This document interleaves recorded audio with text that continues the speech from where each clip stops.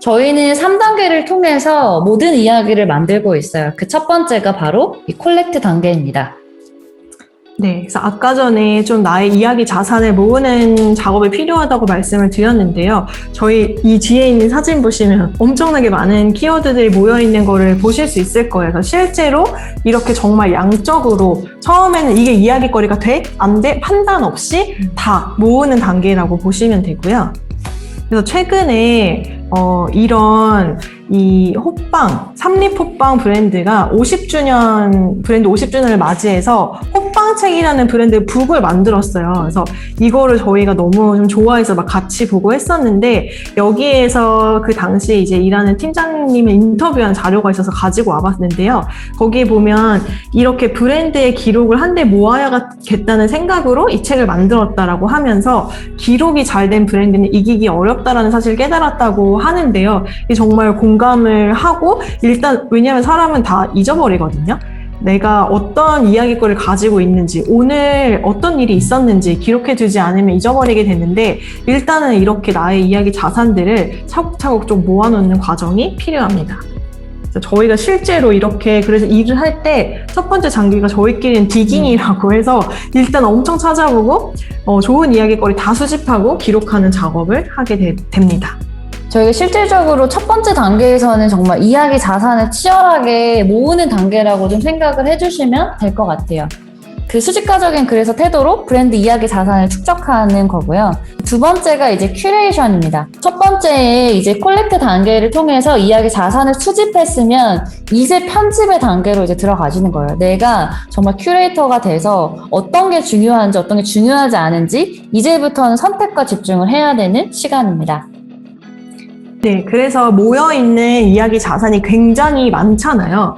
그 중에서 우리의 대표적인 키워드를 추출하는 과정이 이제 두 번째 단계입니다. 그 중에서 저희는 이렇게 많은 이야기 자산을 좀 그룹핑하고 비슷한 의미 단위로 묶거나 하면서 대표적인 키워드를 걸러내는 작업들을 하게 되는데요.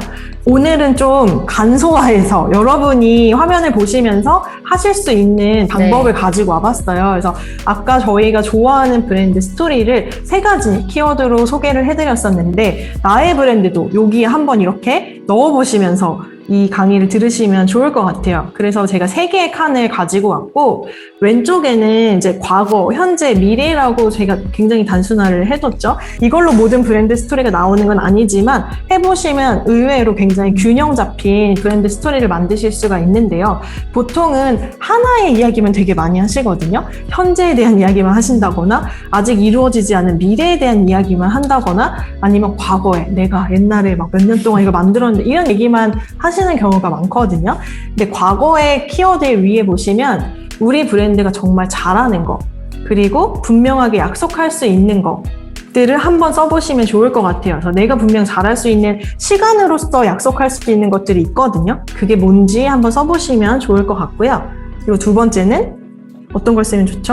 네, 그래서 과거부터 지금까지 우리가 그냥 정말 잘하는 거, 누가 봐도 우리가 잘하는 거를 적어주시고, 그 두 번째는 우리 브랜드가 요즘 하고 있는 거, 그래서 현재 주로 연결되고 있는 사람들이 누구인지, 그런 시장이나 고객에 대해서 뭐 우리가 새롭게 연결되고 싶은 사람들에 대한 이야기를 해도 될 것 같고요. 그래서 생각보다 나의 현재를 보는 게 되게 어려워요. 내가 지금 계속해서 좀 멈춰서서 나를 보고 객관화를 하는 거기 때문에 그러고 보니까 요즘에 내가 어떤 사람들한테 물건을 많이 팔고 있지? 어떤 사람들과 많이 미팅하지? 이런 것들을 한번 생각해 보시고 써보시면 좋을 것 같고요. 마지막 단계는 좀 여기서부터는 좀 비전이나 철학, 우리가 좀 만들고 싶은 거 허무맹랑해도 좋아요. 뭘 만들고 싶고 어떤 광경을 만들고 싶은지를 써보시면 좋을 것 같고, 저희 필로스토리 걸로 예시로 한번 보여드릴게요. 저희는 이렇게 써봤습니다. 저희는 이거를 밑에 키워드가 과거, 현재, 미래를 제가 바꿔놨죠. 이거를 쓰고 나면 이거는 고객 입장에서 경험할 수 있는 것이 과거 영역의 키워드이고, 그리고 고객이 나는 이 브랜드를 쓰면 이런 사람들이랑 연결될 수 있을 것 같아, 나도 저런 사람인데 라는 연결감, 커뮤니티 의식을 느낄 수가 있고요. 마지막은 이 브랜드가 지향하는 가치를 느낄 수 있게 됩니다. 그래서 저희는 이렇게 3가지를 써봤는데, 좀 이렇게 균형감 있게 키워드가 써진 이게 어떻게 브랜드 스토리가 되는지 그 다음 단계에서 말씀을 드릴게요. 저희가 키워드부터 시작했고, 그거를 이제 정리를 했다면 마지막 단계가 프레젠트라고 해서 표현하고 전달하는 단계인데요.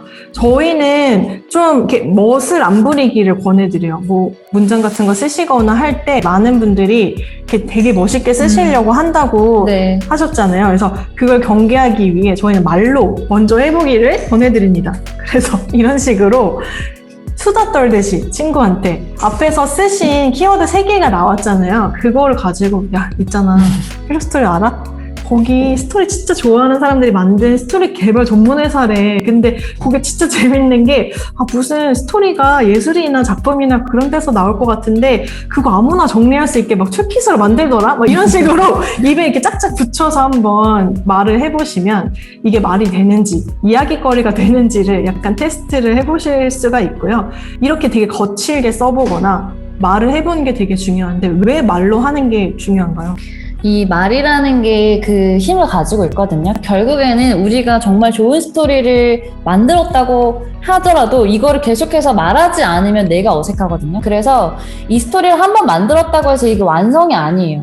이 이야기는 저는 살아있는 약간 생물체 같다고 생각을 해요. 이게 내가 본질은 같지만 어떤 사람을 만나는지에 따라서도 달라질 수 있고 시대에 따라서도 달라질 수 있고 그리고 내가 나의 언어로 결국에는 어떤 게 편안한지 입에 붙었을 때 어떤 것들이 더 잘 나오는지 이런 거에 따라서 계속 바꿔가셔야 되거든요.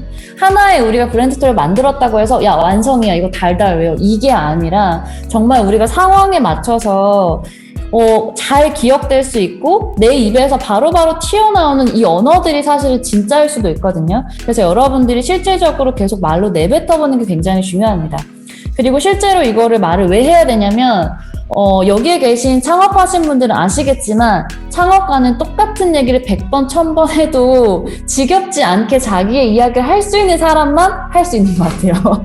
정말로 많은 사람들에게 내가 이걸 왜 창업했고 이걸 왜 만들었고 이게 세상에 왜 필요한지를 내가 지겨워하지 않고 정말 계속해서 말할 수 있는 그 애정을 가지고 있어야 되거든요. 그 과정에서 많은 것들이 변화하기도 하고 또 새로운 영감을 받기도 합니다. 그리고 저희는 이게 결국에는 선언이라고 생각해요. 여러분들이 좋은 브랜드 스토리 아무리 만들었다고 해도 세상에 선언하지 않으면 저는 쓸모가 없다고 생각해요. 우리가 이 브랜드 스토리를 만든 이유는 결국에는 우리는 이런 사람이야 라고 세상에 선언하는 거고요. 우리는 이런 사람들과 연결될 거야 라고 세상에 선언하는 겁니다. 그래서 그런 사람들과 함께 하고 싶어요 라고 하면 너무너무 신기하게 그런 분들이 찾아오거든요. 저희도 창업하는 과정에서 그 과정을 모두 다 겪었고 실제로 우리가 누구와 연결되고 싶은지를 계속해서 말했을 때 그분들이랑 같이 재밌는 프로젝트를 할 수 있었어요. 실제로 어반플레이랑 공간을 만든 것도 그런 예 중에 하나이고요. 여러분들이 계속해서 어떤 가치를 추구하고 어떤 것들을 하고 싶은지 지금은 못하더라도 후에는 어떤 가치를 세상에 전하고 싶은지 이런 것들을 지겨워하지 않고 계속해서 언어로 말로 내뱉어 보는 걸 좀 추천을 드립니다.